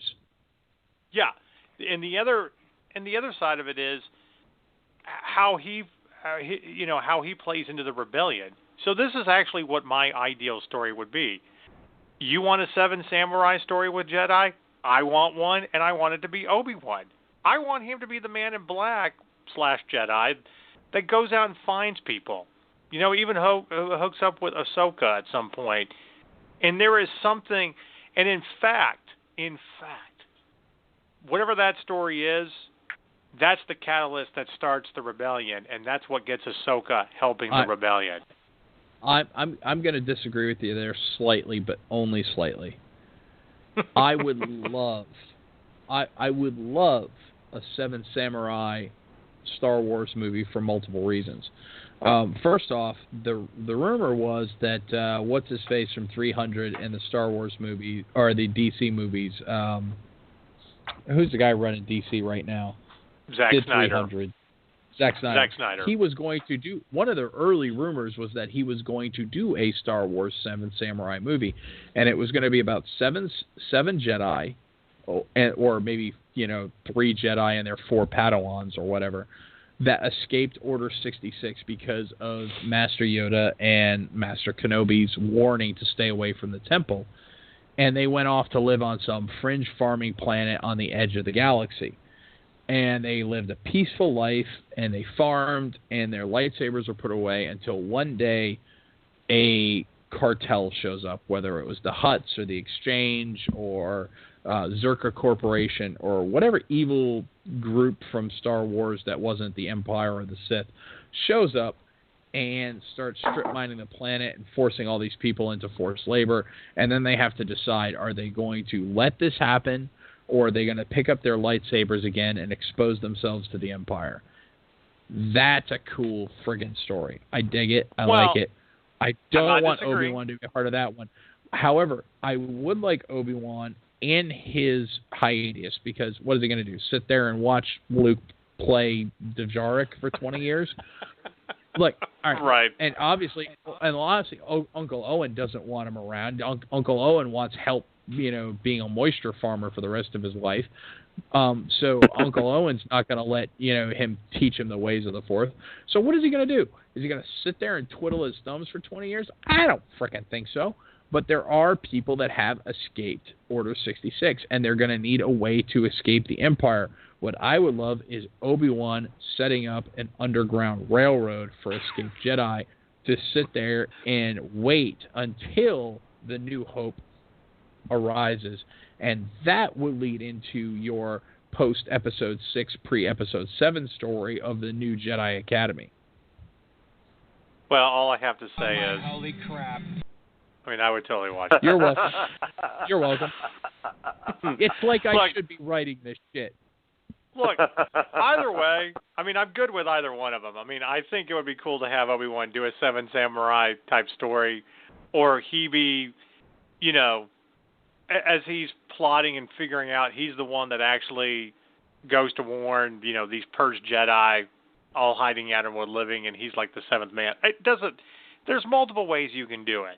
All I know is I want more Ewan McGregor as Obi-Wan. I want these stories to be told. I want him more connected to the rebellion, okay? And he did such a fantastic job for as horrible as the prequels were, Yeah. I'm going to also say this. Yes, we know the prequels are horrible, and, we still kind of watch them and pretty much skip Episode 1 and yada, yada, yada.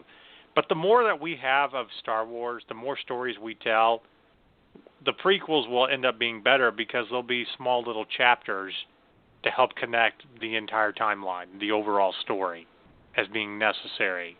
Okay? It's a little too much when it's these three movies and then you have the three original, the original trilogy.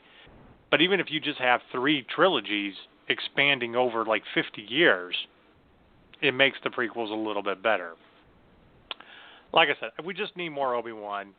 Ewan McGregor's Obi-Wan. You got to tell more of those stories over these 20 years, leading up into the rebellion. I would definitely want to see Ahsoka in a movie. So there's too much going on there. But again, I mean, we need movies explaining what happened, with the new Jedi Academy, with how we got from Return of the Jedi to The Force Awakens, and more than, just stories. But, the other thing, too, is the Knights of the Old Republic. Let's go back 1,000 years. Let's tell the early days of Sith and Jedi and stuff. I mean, there's too many stories that can be told. I mean, for God's sake, I've got a whole timeline history book sitting on my bookshelf that came out 15 years ago. Hey, we talk about the rule of two with the Sith, and Star Wars: The Clone Wars Season 6, which is available on Netflix, canonized Darth Bane. Darth Bane was the progenitor of the rule of two.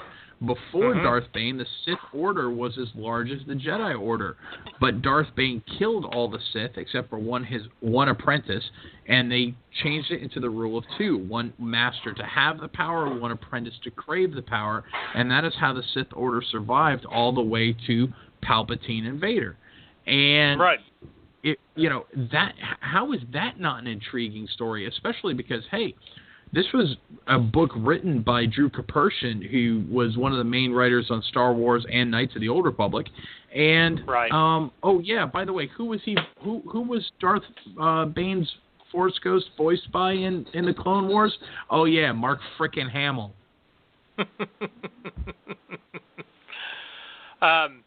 And here's another thing too is, a young Qui-Gon Jinn type story.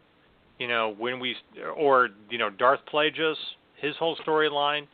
I mean, you can definitely have a lot more of Yoda without actually bringing back a whole lot of Yoda. Why not go back to when Darth Tyrannus was a part of the Jedi Order and show how? That's what I was about to say. Yeah, I mean, I was about to say a how Count Dooku fell story. Right. I want to see how he created that badass lightsaber. Okay. Yeah, that fucking that fencing saber. Absolutely.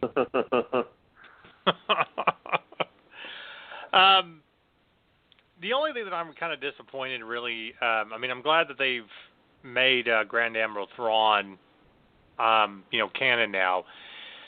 But I'm a little disappointed that we haven't really gotten around to doing that with Mara Jade or a Mara Jade type character. It hasn't happened yet. Well, and I realize that, but at the same time, you talk about the hidden apprentice that Vader could have. Okay, yes, The Force Unleashed may not have been this great game. Okay, it may not have been, but the idea of the other apprentices and especially with like Mara Jade's storyline as kind of an apprentice assassin, and why she why she was like that and how Luke brought her back. It's such an interesting and fascinating story that I think that's too rich of a character not to have in a movie or to explore. And it may yet, because think about it this way. Daisy Ridley has already come out and said, I'm shocked nobody's guessed who Rey's parents are. Because it was answered in The Force Awakens. That's right. her stance on it. Well, in that case, to me, the only possible answer is it's not going to be Han. She's not, because she said it's not Kylo Ren. She's not, but I would not be surprised if she was Kylo Ren's cousin, and she was Luke's child. And if she's Luke's child, who's the mother? Exactly. So you may get your Mara Jade wish, and then of course that would give us also another story to go back and do, and that would be the whole the birth of the Knights of Ren and how this all blew up in Luke's face and how he had a child and everything. So there's a lot more to come in Star Wars. Well, and I very seriously doubt that after we get done with this trilogy and we have our whole new generation of heroes, that we're not going to see another generation. I mean, one of the things that The Force Awakens didn't really bring up, but it was kind of mentioned in the book, is this kind of meet cute, moment between Rey and I'm drawing a blank on Poe Dameron. That they're kind of supposed to get together. The hotshot, cocky pilot, and the girl that's stubborn and can fight and all that. That's a popular motif in Star Wars. So if that's true, then that, of course, that's a whole other generation of future Jedi. And what do you do with the Jedi Order after that? The Jedi Order is like very up and down, just like the Sith. So again, you have so many stories that you can tell. Okay, that are dark, that are rich, that are allegorical. Let's get to telling those stories. I mean, if Disney's going to have a Star Wars movie come out every year, by all means. But let's do it right. That's my point. So, real quick, Alex, before we go on to the last of this show, but is there anything in particular you wanted to see for a Star Wars story? Well, I happen to be more of a fan of the Sith storylines of the characters, so kind of along the lines of what y'all were just talking about a moment before, the origins with Bane, which goes back like 1,000 years before the timeline that we see in the movies, but not even necessarily a whole film about it, but just something that could be packaged with another film that kind of brings you up to speed with the history of it. But something I've also thought about, and I've heard mention of this from other fans of the films, is you have some of these characters who aren't necessarily Jedis or people who are known for having great powers or anything, but what about the character like the character Wedge, having something more just with his character involved? That was he was one of the survivors of the original trilogy. Well, they definitely. I mean, they did explore his storyline more. What he was doing right after Return of the Jedi. But you're right. I mean, what happened to him over the past 30 years? And is any of his descendants? Yeah. Honestly, if they really want to, and here's the thing: Dennis Lawson said he would come back for the trilogy, but he did not want to be a bit player, and I completely understand, because I mean this guy is a classically trained Shakespearean actor who is very successful in England, who's worked continuously for the 30 years since Star Wars. He's like, I'll happily do Star Wars. I just don't want to show up and do 2 lines.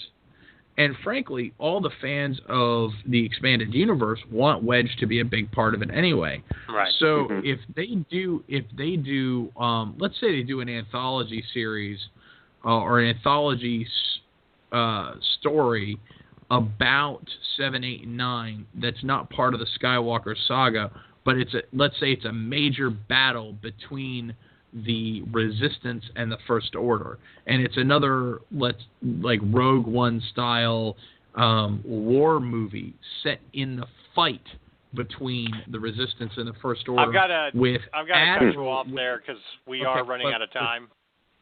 Right, but with Admiral Wedge in charge, that would be something that would draw him. Okay, we got just a few minutes left on this show, so we are going to wrap it up. Believe me, we could talk Star Wars all night long. But I wanted to bring a new segment into our podcast, an editorial segment, and I will try to keep this as short as possible, even though we could rant and rave all night long. But for all the arguments that we have that there is too much fan service with Disney doing Star Wars, too many Easter eggs and nods, from The Force Awakens to Rogue One, I pose this question to nerds out there everywhere. If you're really going to nitpick that kind of issue, then why not get on the bandwagon and call directors out for blatantly ripping off other stories and then making more movies doing so? And yes, I am talking about James Cameron and Avatar, because you want to subject us to 4 or 5 more Avatar movies that, while the motion capture technology is really neat, and I really loved it in Tron Legacy, I don't need to see blue people, acting like Indians being, driven off their land. We've seen plenty of those stories. In fact, I'll just go watch the Geronimo movie yet again. So my question to all fans out there is this. What do you think is worse? Paying a little lip service, when it comes to nostalgia, little fan service, even if you may not like it wholeheartedly, or just a complete blatant ripoff? Because it can always be worse. Let's take the movie Eragon, because that story pretty much is Star Wars Episode 4, but with dragons. And yet, people went to the movie to, paid to go see this movie. So, is a little fan service here and there, to touch upon our nostalgia, is that really a bad thing? Is it really something to gripe and nitpick about? I would say no, because I think sometimes we need that. I think we need to feel that nostalgia within a story, because Stranger Things, while it's unique, does definitely have a lot of nostalgia for the 80s that really touched our inner geek. So, just food for thought for all nerds out there, and you can definitely tweet us, make comments on Facebook, and disagree with me if you do. But I wanted to bring that up because we are all about discussion on that Nerd Show. We will not be back next week since it is the Christmas weekend, but we will be back in 2 weeks with our end-of-the-year shows, and we'll be continuing our new journey on Monday nights in prime time from 8 to 10, hoping to make your Mondays a little bit better. But we want to thank the nerds out there that listened to us live tonight, and we hope that if you didn't get a chance to, you will definitely listen to our show on demand tomorrow and throughout the holidays. And we definitely would like to hear your thoughts on Star Wars stories that need to be told. You can always tweet us out at @ThatNerdShow, or you can find us on Facebook, facebook.com/ThatNerdShow. We would definitely love to hear from you.